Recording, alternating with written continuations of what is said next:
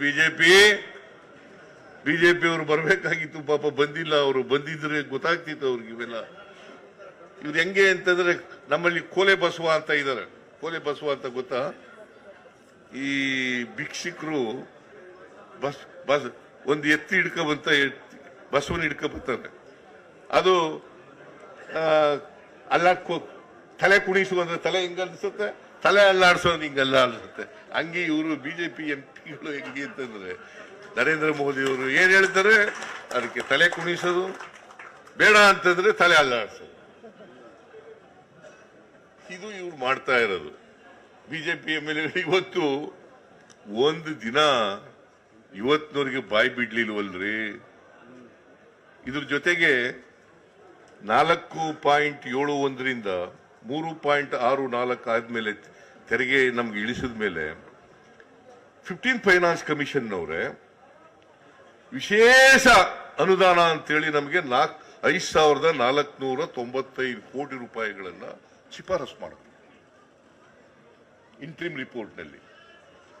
ಯಾವಾಗ ಅದು ಮಾಡಿದ್ದು? 2021ರಲ್ಲಿ ಶಿಫಾರಸು ಮಾಡೋದು.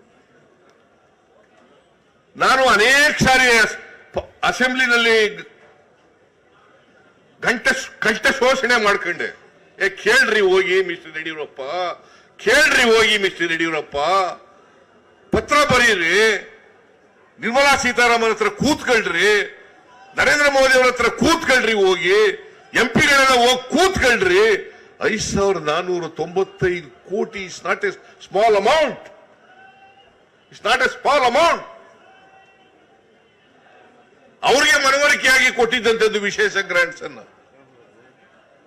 ಅದ್ರ ಜೊತೆಗೆ ಅವ್ರ ರಿಪೋರ್ಟ್ ನಲ್ಲಿ, 15 ಫೈನಾನ್ಸ್ ಕಮಿಷನ್ ರಿಪೋರ್ಟ್ ನಲ್ಲಿ 3,000 ಕೋಟಿ ಪೆರಿಫೆರಲ್ ರಿಂಗ್ ರೋಡ್ ಮಾಡ್ಲಿಕ್ಕೆ ಅಂತ ಹೇಳಿದ್ರು, ಕೊಡ್ತೀವಿ ಅಂತ ಹೇಳಿದ್ರು. ಎಷ್ಟು? 3,000 ಕೋಟಿ ಪೆರಿಫೆರಲ್ ರಿಂಗ್ ರೋಡ್ ಕೊಡ್ತೀವಿ ಅಂತ ಹೇಳಿದ್ರು. ಅದ್ರ ಜೊತೆಗೆ ವಾಟರ್ ಬಾಡೀಸ್ ಡೆವಲಪ್ಮೆಂಟ್ಗಳಿಗೆ ಅದಕ್ಕೆ 3,000 ಕೋಟಿ ಕೊಡ್ತೀವಿ ಅಂತಂದ್ರು. ಒಟ್ಟು 6,000 ಕೊಡ್ತೀವಿ ಅಂತಂದ್ರು. 6,000 plus special grants 5,495, both put together 11,495 ಕೋಟಿ.